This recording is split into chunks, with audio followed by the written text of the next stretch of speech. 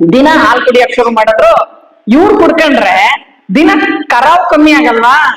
ಮಾಡಲ್ ನಗ್ತಾವ್ರವ್ರು. ಆಯ್ತದ ತಾನೆ, ಕರಾವ್ ಕಮ್ಮಿ ಆಗೋಯ್ತು. ಈ ಪೂಜಾರಪ್ಪ ದಿನ ಕರೆಯಂಗ್ ಗಸ ಕರೀತಾ ಇಲ್ವಲ್ಲ, ಏನಾಯ್ತು ಅಂತ ಅನುಮಾನ ಬಂತು. ನೋಡೇ ಬಿಡೋಣ ಅಂತ ಒಂದಿನ ಹೋಗಿ ಬೆಟ್ಟದ ಮೇಲೆ ಕೂತ್ಕೊಂಡ ಇವರಿಬ್ರು ಏನ್ ಮಾಡ್ತಾರೆ ಅಂತ ನೋಡಿದ್ರೆ ಕುಡಿತಾವ್ರ ಅವ್ರು ಹಾಲ್ಗಳನ್ನ. ಓ ಹೋ ಹೋ ಹೋ ಹೋ, ಲಬೋ ಲಬೋ ಅಂತ ಬಾಯ್ ಬಿಡ್ಕೊಂಡ್ಬಿಟ್ಟ ಅವನು. ಇಷ್ಟ ದಿನ ಈ ಹೊಲಮಾದಗಳನ್ನ ಊದಿ ತೆಗ್ದಿರ ಹಾಲ ನಾ ತಗೊಂಡೋಗ್ ಕುಡಿತಿದ್ದಲ್ಲಪ್ಪ, ಎಂತ ಕೆಲ್ಸ ಆಗೋಯ್ತು, ಎಂತ ಅಪಚಾರ ಆಗೋಯ್ತು ಅಂತ ಒಂದು ಬಂಡೆಕಲ್ಲು ಎತ್ತಿ ಎಸ್ದ. ಆ ಎಸ್ಟ್ ಬಂಡೆಕಲ್ಲು ವನ್ನಾಚರಣೆಗೆ ಬಿಡ್ಲಿಲ್ಲ ಪಾಪ, ಕಾಮಧೇನುಗೆ ಬಿದ್ದು ಸತ್ತೋಯ್ತು. ಕಬ್ಬಿಣದ ಕುದುರೆಗಳು ಅಂತ ಕತೆ ಏನು ಅಂದ್ರೆ, ಈಗ ನಿಮ್ಮಂಗೆ ಅಲ್ಲ ತಕ್ಕ ವಿಭೂತಿ ಕಟ್ಟ ಹಾಕೊಂಡು ಇಲ್ಲಿ ಸೀರೆ ಉಟ್ಕೊಂಡು ಕೂತಿಲ್ವಾಗ ನೀವು, ನಿಮ್ಮಂಗೆ ಒಬ್ರು ಊರಲ್ಲಿ ಅವ್ರಿಗೊಂದು ಮಗ. ಆ ಮಗ ಚೆನ್ನಾಗಿ ಹಾಡು ಹೇಳ್ತಿರುತ್ತೆ. ಎಲ್ಲ ಹಾಡು ಹೇಳ್ತಿರುತ್ತೆ? ಕಾಲೇಜಲ್ಲಿ. ನಿಮ್ ಮಕ್ಳು ಮೊಮ್ಮಕ್ಳೆಲ್ಲ ಕಾಲೇಜ್ ಹೋಗಲ್ವಾ? ನೀವು ಹೋಗ್ಲಿಲ್ಲ, ಅವ್ರು ಹೋಗಲ್ವಾ? ಹೋಗ್ತಿರ್ತಾನೆ. ಅಲ್ಲಿ ಲವ್ ಆಗ್ಬಿಡುತ್ತೆ. ಲವ್ ಅಂದ್ರೆ ಗೊತ್ತಾನೆ. ಲವ್ ಆಗೋಯ್ತು. ಯಾಕೆ ಲವ್ ಆಗೋಯ್ತು? ಈ ಮಾದೇಶ ಕೆಳಜಾತಿ ಹುಡುಗ, ಮೇಲ್ಜಾತಿ ಶ್ರೀಮಂತರ ಹುಡುಗಿ ಅವ್ರನ್ನ ಇಷ್ಟಪಟ್ಬಿಟ್ಲು. ಯಾಕೆ? ಈ ಹಾಡೇಳೋ ಹುಡುಗರು ಕಂಡ್ರೆ ಇಷ್ಟಪಟ್ಬಿಡ್ತಾರೆ. ಏನ್ ಸರ್ ಅನುಭವ ಆಗಿದೆಯಾ ನಿಮ್ಗೆ? ನಗ್ತಾ ಸರ್. ಇಷ್ಟಪಟ್ಬಿಡ್ತಾರೆ ಹೆಣ್ಮಕ್ಳು. ಇಷ್ಟಪಟ್ಲು ಆ ಹುಡುಗಿ. ಇಷ್ಟಪಟ್ಲು ಅಷ್ಟೇ ಅಲ್ಲ, ಅವನು ತುಂಬಾ ಧೈರ್ಯವಂತ. ಅವನೇನ್ ಹೆದರ್ಕೊಳ್ಳಿಲ್ಲ. ಓ ಸಾವುಕಾರ ಮಗಳು ಇವ್ಳು, ನಾನು ಹೆಂಗಪ್ಪ ಮದುವೆ ಮಾಡ್ಕೊಳ್ಳೋದು, ನಮ್ಮ ಅವ್ವ ಏನಂದಾಳೋ, ನಮ್ಮ ಅಪ್ಪ ಏನಂದಾಳೋ ಅಂತ ಅವನೇನ್ ಹೆದರ್ಕೊಳ್ಳಿಲ್ಲ. ಮದುವೆ ಮಾಡ್ಕೊಂಡು ಕರ್ಕೊಂಡ್ ಬಂದ. ಅವ್ನು ತುಂಬಾ ಧೈರ್ಯವಂತ. ಅವನೇನೋ ಮದುವೆ ಮಾಡ್ಕೊಂಡು ಕರ್ಕೊಂಡ್ ಬಂದ್ಬಿಟ್ಟ. ಈ ಹೆಣ್ಣೋ ಬಂದ್ಬಿಡ್ತು. ಪೀಕ್ಲಾಟ ಯಾರಿಗೆ? ವಿಭೂತಿ ಕಟ್ಟಾಕೊಂಡ್ ನೀಲಿ ಸೀರೆ ಉಟ್ಕೊಂಡ್ ಕೂತದಲ್ಲ ಅಕ್ಕ, ಅವ ಅಕ್ಕನಂತ ಹೆಂಡತಿಗೆ ಅವ್ರ ಗಂಡನ್ಗೆ ಪೀಕ್ಲಾಟ. ಯಾಕಂದ್ರೆ ಹಬ್ಬ ಮಾಡಿದ್ರೆ ಚೆನ್ನಾಗಿ ಅವ್ರಿಗೆ ಏನೇನ್ ಬೇಯಿಸ್ಬೇಕೋ ಬೇಯಿಸೋ ಅಂತದೆಲ್ಲ ಬೇಯಿಸಿ, ತಿನ್ನ ಅಂತದೆಲ್ಲ ತಿನ್ಬೇಕು. ಇವ್ರು ತಿನ್ನ ಅಂತವ್ರಲ್ಲ. ಹಂಗಾಗಿ ಪಾಪ ಅವ್ರು ಎಷ್ಟು ಒಳ್ಳೆ ಜನ ಅಂದ್ರೆ, ಅಕ್ಕಪಕ್ಕದ ಮನೇಲೆಲ್ಲ ಅದನ್ನ ಮಾಡ್ತಿದ್ದು ಅವ್ರು ಹಬ್ಬನೇ ಮಾಡೋಣ. ಅಯ್ಯೋ ಪಾಪ ನನ್ ಸೊಸೆ ತಿನ್ನಲ್ಲ ಅಂತ ಅವಳ ರೂಮ್ ಮಾತ್ರ ಪೇಂಟಿಂಗ್ ಮಾಡಿಸ್ತಾರೆ. ಮತ್ತ ಅವಳು ಸಾವುಕಾರರ ಮಗಳಲ್ವಾ, ಅವಳಿಗೆ ಇವ್ರು ಸಾಕಾಗತ್ತಾ? ಪಾಪ ಇವನು ಹಾಡೇಳವನು ಎಲ್ಲ ಹೋದ ಹೆಂಡತಿ ಅಂತ ಬಿಟ್ಬಿಟ್ಟು ಒಬ್ಬ ಸಾಲ ಎಲ್ಲ ಮಾಡ್ಕೊಂಡ್ಬಿಡ್ತಾರೆ. ಅವಳಗ್ ಸಾಕ್ಬೇಕಲ್ಲ, ಅವಳು ಪೌಡ್ರು, ನಾವು ಚಪ್ಲಿ ಬಟ್ಟೆ ಎಲ್ಲ ತಂದ್ಕೊಡ್ಬೇಕಲ್ಲ ಅತ್ತೆ ಮಾವ. ಹಂಗೆಲ್ಲ ಅವ್ರ ಅಪ್ಪನ ಮನೆಯವರು ಯಾರು ಸಾವುಕಾರರು, ಅವರು ಹುಡುಕಿದ್ರು ಎಲ್ಲೋದ್ಲಪ್ಪ ನಮ್ ಮಗಳು ಎಲ್ಲೋದ್ಲು ಅಂತ. ಅವಳು ಬಂದ್ ಇಲ್ಲಿದ್ದಾಳೆ. ಇವತ್ತಿನ ತರ ವಾಟ್ಸಪ್ ಗಿಟ್ಸಪ್ ಇರ್ಲಿಲ್ಲ ಈ ಕತೆ ಕಾಲದಲ್ಲಿ, ಫೋನ್ ಇರ್ಲಿಲ್ಲ. ಅಂದು ಹುಡುಕಿದ್ರು. ಹುಡುಗಿ ಏನ್ ಮಾಡಿದ್ರು, ಬಂದು ಬಡವ್ರಿಗೆ ಏನಾದ್ರೂ ಹೇಳಿ ಒಪ್ಪಿಸ್ಬೇಕು ಅಂದ್ರೆ ಏನ್ ದಾರಿ? ಏನ್ ಕೊಟ್ರು ಒಪ್ಕೋತಾರೆ ಬಡವರು? ಏನ್ ಕೊಡ್ಬೇಕು? ಏನ್ ಕೊಡ್ಬೇಕವ? ನೋಡ, ವರದಕ್ಷಿಣೆ ಕೇಳದ ಹಂಗೆ ಅನ್ಬೋದು. ಒಂದಷ್ಟು ದುಡ್ಡು ಕೊಟ್ರು ಏನಂತ, ನೀವು ಬಡವರು, ಜಾತಿಲಿ ಕೆಳಜಾತಿಯವರು, ನಮ್ಮ ಹೆಣ್ಣು ಏನೋ ಗೊತ್ತಿಲ್ಲದೆ ಬಂದ್ಬಿಟ್ಟಿದೆ ನಿಮ್ ಮನೆಗೆ, ನಾವ್ ಯಾರಿಗೂ ಹೇಳಲ್ಲ, ನೀವು ಯಾರಿಗೂ ಹೇಳ್ಬಿಡಿ, ಏನೋ ಆಗೋದಾಗೋಯ್ತು, ತಗೊಳ್ಳಿ ದುಡ್ಡ ಅಂತ. ಯಾಕಂದ್ರೆ ಅವ್ರ ಹತ್ರ ತುಂಬಾ ದುಡ್ಡಿತ್ತು. ದುಡ್ಡು ಕೊಟ್ರು. ಆದ್ರೆ ಈ ಹುಡುಗಿ ಒಪ್ಕೊಳ್ಳಿಲ್ಲ, ಯಾರು ಒಪ್ಕೊಳ್ಳಿಲ್ಲ. ಆದ್ರೆ ಆ ಹುಡುಗಿ ಎಲ್ಲಿವರೆಗೂ ಅವ್ರ ಮನೇಲಿ ಇರ್ತದೆ? ಗಂಡನೋ ನಿರೋತಂಕ ತಾನೆ ಅಂತ ಏನ್ ಮಾಡ್ತಾರ, ಕೊನೆಗೆ ಅವನನ್ನ ಕೊಂದು ಇವಳನ್ನ ಕರ್ಕೊಂಡೋಗಿ ಮನೇಲಿ ಇಟ್ಕೊಳಲ್ಲ. ಯಾಕೆ? ಅವಳು ಅವ್ರ ಮನೆಗೆ ಹೋಗಿ ಮೈಲ್ಗೆ ಆಗ್ಬಿಡಿದಾಳಲ್ಲ. ಮೈಲ್ಗೆ ಮಡಿ ಎಲ್ಲ ಗೊತ್ತು ತಾನೆ, ಮುಟ್ಸ್ಕೊಳಲ್ಲ, ನಿಮ್ ಪಕ್ಕದಲ್ಲಿ ಕೂತ್ಕೊಳಲ್ಲ, ನೀವು ಮುಟ್ಸ್ಕೊಂಡ್ರೋಗಿ 20 ಸತಿ ಸ್ನಾನ ಮಾಡೋದು ಅದೆಲ್ಲ ನೀವೆಲ್ಲ ಬದುಕಿರೋ ಬದುಕೆ ಅದು. ಅವಳನ್ನ ಮನೆಯಿಂದ ಅವ್ರ ದೊಡ್ಡ ಹಟ್ಟಿಯಿಂದ ಇನ್ನೊಂದು ಹೊರಗಡೆ ಹಟ್ಟಿಲಿಟ್ಟು ಏನೋ ಪೂಜೆ ಪುನಸ್ಕಾರ ಮಾಡಿ ಒಳಗ್ ಕರ್ಕೊಳ್ತಾಳೆ. ಆದ್ರೆ ಈ ಇಡೀ ಕಥೆಯಲ್ಲಿ ಆ ಹುಡುಗಿ ಇದಾಳಲ್ಲ ಸಾವುಕಾರ ಮಗಳು, ಅವಳಿಗೆ ಬೇಜಾರು. ಏನ್ ಬೇಜಾರು? ನಾವೆಲ್ಲ ಮನುಷ್ಯ, ಎಲ್ಲಾರ್ನು ಚಾಕ್ ತಕೊಂಡ್ ಕುಯ್ದ್ರೆ ಬರೋದು ಕೆಂಪು ರಕ್ತವೇ ಅಲ್ವಾ? ಹುಡುಗ ಚೆನ್ನಾಗಿದೆ, ಚೆನ್ನಾಗಿ ಹಾಡು ಹೇಳ್ತಾನೆ, ನನ್ನ ಚೆನ್ನಾಗಿ ನೋಡ್ಕೊತಾನೆ, ಅವ್ರ ಅಪ್ಪ ಅಮ್ಮ ಒಳ್ಳೆಯವರು, ಯಾಕೆ ಈ ತರ ಜಾತಿ ಜಾತಿ ಜಾತಿ ಅಂತ ಬಡ್ದಾಡ್ತೀರಾ ಅಂತ ಆ ಹುಡುಗಿ ಏನ್ ಮಾಡತ್ತೆ, ಕೊನೆಗೆ ಹಾರ್ಕೊಂಡ್ ಸತ್ತೆ ಹೋಗುತ್ತೆ. ಪಾಪ ನೋಡಿ, ಇದನ್ನ ಇವರು ಬರೀತಾರೆ. ಇದ್ರಲ್ಲಿ ಇನ್ನೊಂದು ಮಜವಾದ ಕತೆ ಇದೆ. ಈ ಕತೆ ಹೇಳ್ಬಿಟ್ಟು ನಾನು ಇವ್ರ ಸಾಹಿತ್ಯ ವಿಮರ್ಶೆ ಪರಿಭಾಷೆ ಕೊಟ್ಟೋಗ್ಬಿಡ್ತೀನಿ. ಆಮೇಲೆ ಬೇಕಾದ್ರೆ ನಿದ್ದೆ ಮಾಡ್ಬೋದು. ಓಕೆ, ಒಂದ್ ಕತೆ ಇದೆ. ಅದು ಈ ಜನಪ ಅವ್ರಿಗೆ ಎಲ್ಲಿಂದ ಹೊಳಿತು ಅಂತ ನನಗೆ ಗೊತ್ತಿಲ್ಲ. ಇದೇನ್ ಜನಪದದಲ್ಲಿ ಇದೆಯೋ ಅವ್ರೇ ಸೃಷ್ಟಿ ಮಾಡ್ಕೊಂಡಿರೋದೋ ಅಂತ. ಈ ಕೆಲವು ಜನಗಳು ಮಾತ್ರ ದನಗಳನ್ನ ತಿನ್ನೋದು, ಇನ್ನು ಉಳಿದವ್ರಿಗೆಲ್ಲ ಅದು ಪೂಜೆ ಮಾಡೋ ಅಂತ ಒಂದು ವಿಷಯ. ಅದ್ರ ಬಗ್ಗೆ ಸುಮಾರು ಚರ್ಚೆಗಳು, ತಿನ್ಬೇಕು ತಿನ್ಬಾರ್ದು ಅನ್ನೋ ತರದ್ದೆಲ್ಲ ಯಾವಾಗ್ಲೂ ನಡೆದಿದೆ, ಈಗ್ಲೂ ನಡೀತಾ ಇದೆ, ಮುಂದಕ್ಕೂ ನಡೀತಾ ಇರುತ್ತೆ. ಅದು ಬೇರೆ ಪ್ರಶ್ನೆ. ಅದು ಅವರವರ ನಂಬಿಕೆ. ಇನ್ನೊಬ್ಬರ ನಂಬಿಕೆಗಳನ್ನ ನಾವು ಯಾವತ್ತೂ ಅವಮಾನ ಮಾಡಬಾರ್ದು. ಚೆನ್ನಪ್ಪ ಅವರು, ನಮ್ಮ ಸ್ವಾಮಿ ಪನ್ನಾಚಿ ಅವರು ತುಂಬಾ ಚೆನ್ನಾಗಿ ಹೇಳಿದ್ರು. ನಮ್ಗೆ ಯಾರೋ ಅನ್ಯಾಯ ಮಾಡಿದ್ದಾರೆ, ಯಾರೋ ಮೋಸ ಮಾಡಿದ್ದಾರೆ ಅಂತ ಅನ್ನೋ ಕೋಪ ಇರುತ್ತಲ್ಲ ನಮ್ಗೆ, ಅವ್ರು ಮಾಡ್ದಂಗೆ ನಾವು ಮಾಡಿದ್ರೆ, ಅದಕ್ಕೆ ಕೆಟ್ಟದಾಗಿ ಪ್ರತಿಕ್ರಿಯೆ ಕೊಟ್ರೆ ನಾವು ಮನುಷ್ಯರಾಗಲ್ಲ ಅಲ್ವಾ. ಚೆನ್ನಪ್ಪ ಅವರು ಅವರ ಕೋಪ, ಅವ್ರ ಸಿಟ್ಟು ಯಾವಾಗ್ಲೂ ತಮಾಷೆಯಾಗಿ ಒಂಥರ ಕಥೆ ರೂಪದಲ್ಲಿ ಹೇಳೋದವ್ರು. ಅದು ಒಂದು ಇದನ್ನ ಓದ್ತೀನಿ, ಅವನ್ ಹೆಂಗ್ ಸಾವುಕಾರ ಅದ ಅಂತ ಅನ್ನೋದಕ್ಕೆ ಒಂದು ಇದನ್ನ ಬರೀತಾರ ಅವ್ರು. ಅವ್ರಿಗೆ ಅಷ್ಟೊಂದು ಆಸ್ತಿ ಎಲ್ಲಿಂದ ಬಂತು ಅಂತ. ಈ ಕೆಲವು ಬರೆಯೋರು ಹೆಂಗ್ ಬರೀತಾರ ಗೊತ್ತಾ, ಅವನೇನ್ ಕಮ್ಮಿನ, ಅವ್ರ ತಲೆ ಹೊಡೆದು ಬಿಟ್ಟು ಬಡವ್ರ ತಲೆ ಹೊಡೆದು ಬಡ್ಡಿ ಮಾಡಿ ಹಂಗ್ ಮಾಡಿ ಹಿಂಗ್ ಮಾಡಿ ಸಾವುಕಾರ ಆಗ್ಬಿಟ್ಟ ಅಂತ ಸಿಟ್ಟಲ್ಲಿ ಬರೆಯೋದ್ ಬೇರೆ. ಚೆನ್ನಪ್ಪ ಅವ್ರ ಒಂಥರ ಚೆನ್ನಾಗ್ ಬರೀತಾರೆ ನೋಡಿ. ಅವ್ನ್ 3 ಎಕರೆ ಪಿತ್ರಾರ್ಜಿತ ಆಸ್ತಿ ಮಾಯಾ ಮಂತ್ರದಲ್ಲಿ 30 ಆಗಿ, ಅದು ಮೊಟ್ಟೆ ಇಕ್ಕಿ ಮರಿ ಹೊಡೆದು ತನ್ನ ಬೀಡ್ ಹೆಚ್ಚಿಸ್ಕೊಳ್ಳೋ ಕೋಳಿ ಮರಿ ತರವಾಗಿ ಇನ್ನೂ 120 ಎಕರೆ ಆಗೋಯ್ತು.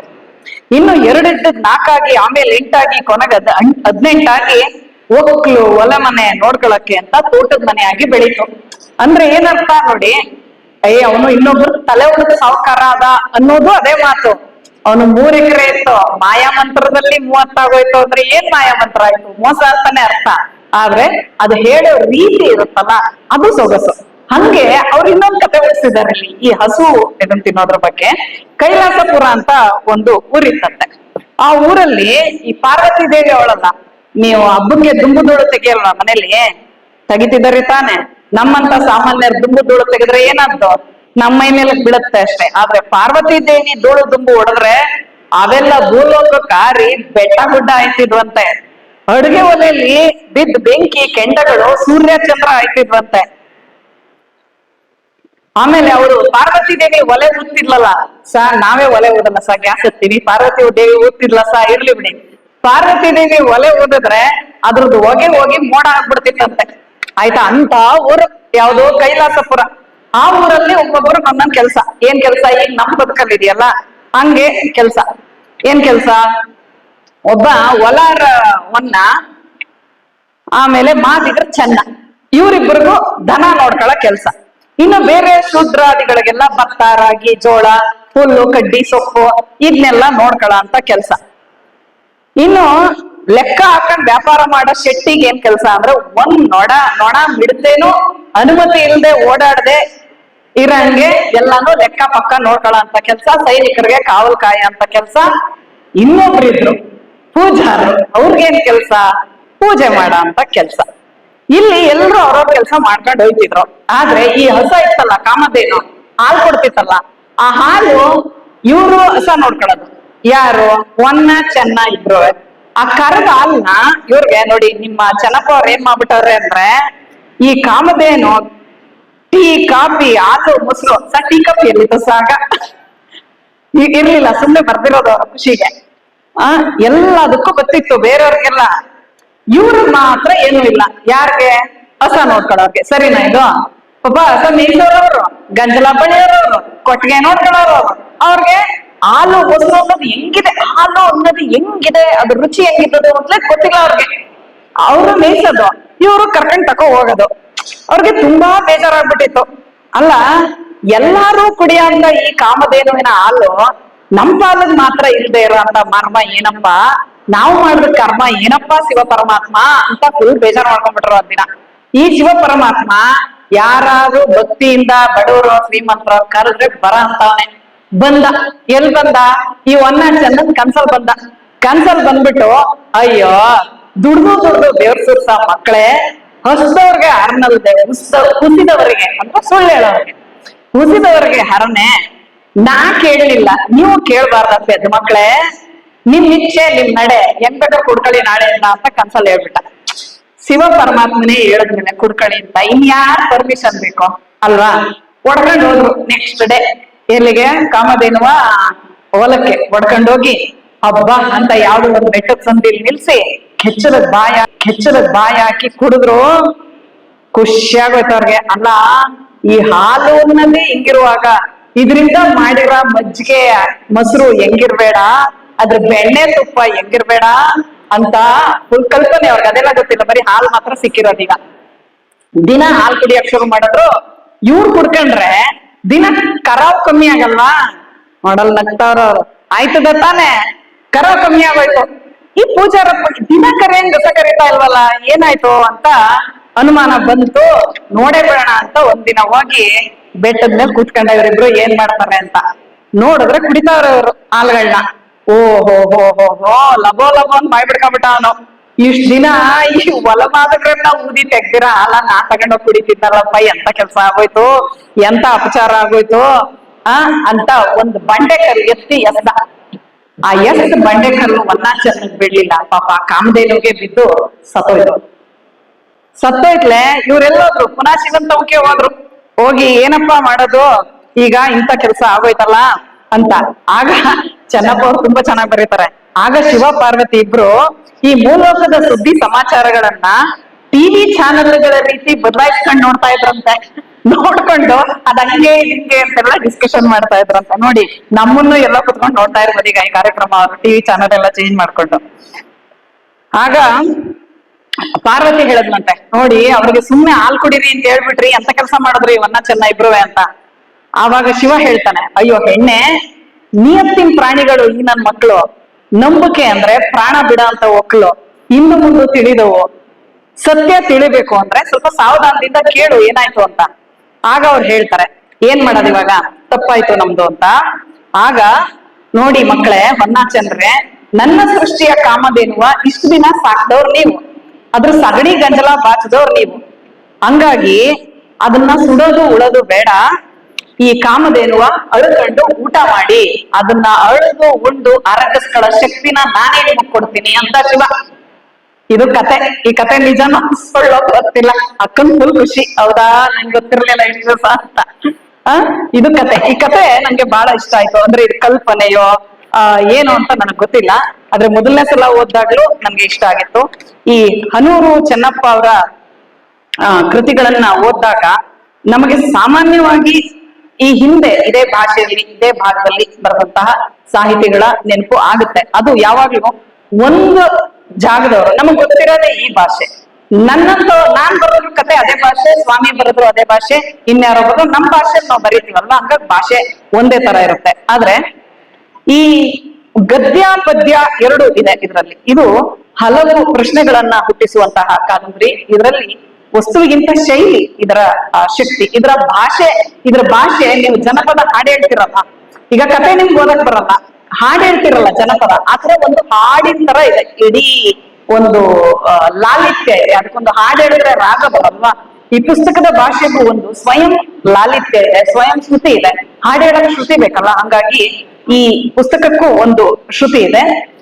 ಮತ್ತೆ ಇದು ಕಾದಂಬರಿ ಅನ್ಬೇಕೋ, ಗಪದ್ಯ ಅನ್ಬೇಕೋ, ಕಾವ್ಯ ಕಾದಂಬರಿ ಅನ್ಬೇಕೋ, ಒಟ್ಟಿನಲ್ಲಿ ಇದು ಏನೋ ಒಂದು ಬೇರೆ ತರದ ಒಂದು ಪರಿಣಾಮಕಾರಿಯಾಗಿ ಇದೇ ನೆಲದ ನೀಲಗಾರರ ಒಂದು ಕಾವ್ಯದ ತರ ಇದು ಇದೆ ಅಂತ ಅನ್ಕೊಳ್ತೀನಿ. ಮತ್ತೆ ಅಷ್ಟೊತ್ತಿಂದ ಮಾತಾಡಿದವರ ಹಲವು ಮಾತುಗಳನ್ನ ನಾನು ಕೇಳಿಸ್ಕೊಂಡೆ. ಏನು ಅಂದ್ರೆ, ಈ ಕಬ್ಬಿಣದ ಕುದುರೆಗಳು ಅನ್ನೋ ಟೈಟ್ಲ್ ಇದೆಯಲ್ಲ ನೋಡಿ, ಕಾಲ ಸಾಕಷ್ಟು ಬದಲಾಗಿದೆ. ಈಗ ನೀವೆಲ್ಲ ಸೀರೆ ಉಟ್ಕತೀರಾ, ನಿಮ್ ಮಕ್ಳು ಮೊಮ್ಮಕ್ಳು ಯಾವಾಗ್ಲೂ 365 ದಿನ ಸೀರೆ ಉಟ್ಕತಾರ? ಇಲ್ಲ. ನಿಮ್ಗೆ ಓದಕ್ಕಾಗಲಿಲ್ಲ, ಅವ್ರು ಓದ್ತಾ ಇಲ್ವಾ? ಅನಿತಾ ತರದ್ದೇ ಓದುವಂತ ಕಾಲೇಜ್ ಹೋಗುವಂತ ಅವಕಾಶ ನಿಮ್ ಮಕ್ಳು ಮೊಮ್ಮಕ್ಳಿಗೆ ಸಿಕ್ಕಿಲ್ವಾ? ಸಿಕ್ಕಿದೆ ತಾನೆ, ಎಲ್ಲ ಸಿಕ್ಕಿದೆ. ಆದ್ರೆ ಬದಲಾಗದೆ ಇರೋದು ಮಾತ್ರ ಒಂದೇ ವಿಷಯ, ಜಾತಿ. ಈಗ್ಲೂ ಮತ್ತು ನಾವು ಏನೋ ಮೇಲ್ಜಾತಿ ಕೀಳ್ಜಾತಿ ಅಂತ 2 ಭಾಗ ಮಾಡ್ತೀವಲ್ಲ, ಆತರ ಇಲ್ಲ. ಇಲ್ಲಿ ಸಾವಿರಾರಿದೆ. ಒಂದೇ ಪಂಗಡದಲ್ಲಿ 108 ಇದೆ. ಇವ್ರಿಗೆ ಹೆಣ್ ಕೊಡಲ್ಲ, ಅವ್ರ ಹೆಣ್ ಕೊಡಲ್ಲ, ಈ ತರದ್ದು ಎಲ್ಲ ಇದೆ. ಯಾರನ್ನ ಬೇಕಾದ್ರೂ ಇಷ್ಟಪಟ್ಟು ಮದುವೆ ಆಗ್ಬೋದು, ಆದ್ರೆ ಕೊಲೆ ಮಾಡ್ಬಾರ್ದು. ಅದು ಈ ಕೃತಿಯ ಒಂದು ಆಶಯ. ಆದ್ರೆ ಇದು ಬರೀ ಕಾದಂಬರಿಲಿದೆ, ನಿಜವಾಗಿ ಯಾರ್ರಿ ಆತರ ಮಾಡ್ತಾರೆ ಅಂತೆಲ್ಲ ನಾವು ಯೋಚನೆ ಮಾಡಿ ತಡಿಯಪ್ಪ ಇದ್ನೋ ಅದನ್ನೇ ಭಾಷಣ ಮಾಡ್ಬಿಟ್ಟು ಬರೋಣ ಅಂತ ಅನ್ಕೊಳ್ಳೋ ಅಷ್ಟರಲ್ಲಿ ಮೊನ್ನೆ ಕಣ್ರಿ, 1-2 ತಿಂಗಳ ಹಿಂದೆ ಹುಬ್ಬಳ್ಳಿನಲ್ಲಿ ಒಂದ್ ಹುಡುಗಿ ಇದೇ ತರ ಇನ್ನೊಂದ್ ಜಾತಿ ಹುಡುಗನ್ನ ಮದುವೆ ಮಾಡ್ಕೊಂಡು ಹೋದ್ಲು ಅಂತ ಅವಳ ಸ್ವಂತ ತಂದೆ, ಅಣ್ಣ, ತಮ್ಮಂದ್ರು, ದೊಡ್ಡಪ್ಪ, ಚಿಕ್ಕಪ್ಪ ಎಲ್ರು ಸೇರಿ ಅವಳನ್ನ ಕೊಚ್ಚಿ ಕೊಂದಿದ್ದಾರೆ, ಪೀಸ್ ಮಾಡಿ. ಅವಳು ಪ್ರೆಗ್ನೆಂಟ್, ಬಸರಿ ಹೆಣ್ಮಗಳನ್ನ ಮಗು ಸಮೇತ ಕೊಂದಿದ್ದಾರೆ. ಅಂದ್ರೆ ಈ ಕಬ್ಬಿಣದ ಕುದುರೆ ಅಂತ ಹೇಳಿ ಮುಂದಕ್ಕೆ ಹೋಗಲ್ಲ, ಅಲ್ಲೇ ನಿಂತಿರುತ್ತೆ. ಯಾವ್ದೋ ಈ ಜಾತಿ, ಅಸ್ಪೃಶ್ಯತೆ, ಭೇದ ಭಾವ ಅನ್ನೋದು ವಿಷಯ ಹೆಂಗೆ ಕಬ್ಬಿಣದ ಕುದುರೆ ನಿಂತಲ್ಲೇ ನಿಂತಿರತ್ತೋ ಹಂಗೆ ಈ ವಿಷಯನು ಎಲ್ಲಾ ಹೋಯ್ತು. ಫೋನ್ ಏನೋ ಲೆಟರ್ ಬರೀತಾ ಇದ್ವಿ ಒಬ್ರಿಗೊಬ್ರು, ಫೋನ್ ಬಂತು, ವಾಟ್ಸಪ್ ಬಂತು, ಇನ್ನೊಂದು ಎಲ್ಲಾನು ಕುದುರೆ, ಎಲ್ಲಾ ವಿಷಯಗಳು ಕುದುರೆ, ಶರವೇಗದ ಕುದುರೆ ತರ ಮುಂದಕ್ಕೆ ಹೋಯ್ತು ಆಧುನಿಕ ಜಗತ್ತಲ್ಲಿ. ಆದ್ರೆ ಇದೊಂದು ವಿಷಯ ಮಾತ್ರ ಕಬ್ಬಿಣದ ಕುದುರೆ ತರ ನಿಂತಲ್ಲೇ ನಿಂತ್ಬಿಟ್ಟಿದೆ. ಮತ್ತೆ ಯಾಕೆ ಹನ್ನೂರು ಚೆನ್ನಪ್ಪ ಅವರ ಸಾಹಿತ್ಯ ಆಗ್ಲಿ ಅಥವಾ ಚಾಮರಾಜನಗರದ ಸಾಹಿತಿಗಳ ಸಾಹಿತ್ಯ ಬೇರೆ ಎಲ್ಲರನ್ನು ತಲುಪ್ತಾ ಇಲ್ಲ ಅನ್ನೋದ ಕಾರಣಕ್ಕೆ ಚಾಮರಾಜನಗರ ಮಾತ್ರ ಅಲ್ಲ, ಬೇರೆ ಕರ್ನಾಟಕದ ಸುಮಾರು, ಮೊನ್ನೆ ಬೀದರಲ್ಲಿ ಪುಸ್ತಕ ಸಂತೆ ಮಾಡಿದ್ವಿ, ಅಲ್ಲಿಯವರದ್ದು ಇದೇ ಗೋಳು. ಇದಕ್ಕೆ ಕೆಲವು ಜನ ಬೆಂಗಳೂರಲ್ಲಿ ಮತ್ತೊಂದು ಜನ ಅವರವರೇ ಮಾಡ್ಕೊಂಡಿರೋ ಒಂದು ಸಾಂಸ್ಕೃತಿಕ ರಾಜಕಾರಣ ಇದೆ. ಅದರ ಫಲವನ್ನು ನಾಟ್ ಓನ್ಲಿ ಚಾಮರಾಜನಗರ, ಕರ್ನಾಟಕದ ಅನೇಕ ಭಾಗಗಳ ಅನೇಕ ಸಾಹಿತಿಗಳು ಇದನ್ನ ಅನುಭವಿಸ್ತಾ ಇದ್ದಾರೆ. ಮತ್ತು ಈ ಕಥೆಯ ಅನಿತ ಪಾತ್ರದಂತೆ ನಮ್ಮ ಸಮುದಾಯದ ಒಂದು ಸಮಸ್ಯೆಗಳೇನಿದೆ, ಪ್ರಾಬ್ಲಮ್ ಏನಿದೆ, ಅದನ್ನ ನಾವೇ ಮಾತಾಡ್ಬೇಕು. ಇದು ಎಲ್ಲಾ ಸಮುದಾಯಕ್ಕೂ ಅಪ್ಲೈ ಆಗುತ್ತೆ. ಅನಿತಾಳ ಸಮುದಾಯ ಒಂದಕ್ಕೆ ಅಲ್ಲ. ಯಾವ್ದೋ ಒಂದು ಸಮುದಾಯದವರು ಬಹಳ ಕೆಟ್ಟವರು, ಇನ್ಯಾವುದೋ ಒಂದು ಸಮುದಾಯದವರು ಬಹಳ ಸಜ್ಜನರು, ಅವರು ಒಂದೇ, ದೇವರು ಒಂದೇ ಅನ್ನೋಂಥ ಸಮುದಾಯ ಯಾವುದೂ ಇಲ್ಲ. ಎಲ್ರು ಮನುಷ್ಯರೇ, ಎಲ್ಲಾ ಸಮುದಾಯದಲ್ಲೂ ಒಳ್ಳೆಯವರು ಇದ್ದಾರೆ, ಕೆಟ್ಟವರು ಇದ್ದಾರೆ. ಹಾಗಾಗಿ ಈ ರೀತಿ ಜನರಲೈಸ್ ಮಾಡೋದು ಮೊದಲನೇ ತಪ್ಪು. ಮತ್ತು ಯಾವತ್ತು ನೊಂದ ಸಮುದಾಯದವರು ಇದಾರಲ್ಲ, ಅವರು ಇನ್ನಷ್ಟು ಹೆಚ್ಚು ಮಾನವೀಯವಾಗಿ ವರ್ತಿಸ್ಬೇಕು. ಯಾಕಂದ್ರೆ ನೊಂದವ್ರಿಗೆ ನೋವಿನ ಬೆಲೆ ಗೊತ್ತಿರುತ್ತೆ. ಅವರು ವಾಪಸ್ ಇನ್ನೊಬ್ಬರನ್ನ ನೋಯಿಸಬಾರ್ದು. ಚೆನ್ನಪ್ಪನವರ ಕೃತಿಗಳಲ್ಲಿ ಆ ತರದ ಚುಚ್ಚಿ ನೋಯಿಸುವಂತಹ ಮಾತುಗಳು ಎಲ್ಲೂ ಇಲ್ಲ. ಏನ್ರಪ್ಪ ನೀವೀಗ ಮಾಡ್ತಿರಲ್ಲ ಸರಿನೇನ್ರಪ್ಪ, ನಾವು ನಿಮ್ಮಂಗೆ ಮನುಷ್ಯಲ್ವೇನ್ರಪ್ಪ, ಒಟ್ಟಿಗೆ ನಾವು ನೀವು ಹೋಗ್ಬೋದಲ್ವೇನ್ರಪ್ಪ ಅನ್ನೋ ಧ್ವನಿ ಹೆಂಗಿದೆ? ಮಗನೇ, ನೀನ್ ಅವತ್ ಹಂಗ್ ಮಾಡಿದ್ದೆ, ಬಾ ನಿಂಗ್ ಇವತ್ ಮಾಡ್ತೀನಿ, ಇದಂಗಿದೆ ಅಲ್ವಾ? ಹಂಗ ಅನ್ಕೋತಾ ಹೋದ್ರೆ ಒಬ್ರಿಗೊಬ್ರು ಅನ್ಕೋತಾನೆ ಹೋಗ್ಬೋದು. ಹಾಗಾಗಿ ನಾವು ಎಲ್ಲಾ ಕುದುರೆಗಳು ಇನ್ನು ಕಬ್ಬಿಣವಾಗಿ ಉಳಿದಿಲ್ಲ. ಎಷ್ಟೊಂದು ಅವಕಾಶಗಳು ಇವತ್ತೆಲ್ರಿಗೂ ತೆರ್ಕೊಂಡಿವೆ. ಹಾಗಾಗಿ ಹಳೆ ಟಿಪಿಕಲ್ ಮಾದರಿಯಲ್ಲಿ ನಾವು ಮಾತಾಡೋದನ್ನ ಬಿಡೋಣ. ನೋಡಿ, ಫೋನ್ ತೆಗೆದ್ರೆ ಇಂಟರ್ನೆಟ್ ಅಲ್ಲಿ ನಾನೊಂದು ಪದ ಓಡಿದ್ರೆ ನನಗೇನ್ ಮಾಹಿತಿ ಬರುತ್ತೋ ಎಲ್ಲಾರ್ಗೂ ಅದೇ ಬರೋದು, ನಿಮಗೂ ಅದೇ ಬರೋದು. ಸೊ ಕಾಲ ಇವತ್ತು ಸಾಕಷ್ಟು ಬದಲಾಗಿದೆ. ಎಲ್ಲ ಕುದುರೆಗಳು ಕಬ್ಬಿಣವಾಗಿಯೇ ಇಲ್ಲ, ಮತ್ತು ಕೆಲವು ನಿಂತ ಸ್ಥಿತಿಯಲ್ಲಿ ಕಬ್ಬಿಣದ ಕುದುರೆಗಳಾಗಿಯೇ ಇವೆ. ಆದ್ರೆ ಹಾಗಂತ ನೊಂದವರು ನೋಯಿಸುವ ಕೆಲಸವನ್ನ ಮಾಡದೆ ಇರ್ಲಿ ಅನ್ನೋದು ಕಬ್ಬಿಣದ ಕುದುರೆಗಳು ಕೃತಿಯ ಆಶಯವೂ ಹೌದು, ಈ ಕಾರ್ಯಕ್ರಮದ ಆಶಯವೂ ಹೌದು, ನಮ್ಮೆಲ್ಲರ ಆಶಯ ಹೌದು. ಹನ್ನೂರು ಚೆನ್ನಪ್ಪ ಅವರು ಇನ್ನಷ್ಟು ಕೃತಿಗಳನ್ನ ಬರೀಲಿ, ಅವ್ರಿಗೆ ತುಂಬಾ ಒಳ್ಳೇದಾಗ್ಲಿ ಅಂತ ಹಾರೈಸ್ತೀನಿ. ಈ ಒಂದು ಕೃತಿಯ ಬಗ್ಗೆ ಸಾಕಷ್ಟು ವಿವರಣೆಯನ್ನು ನೀಡಿದಂತಹ ಕುಸುಮ ಆಯ್ರಳ್ಳಿ ಮೇಡಮ್ ಅವರಿಗೆ ಅನಂತ ಧನ್ಯವಾದಗಳನ್ನ ಅರ್ಪಿಸ್ತೇವೆ.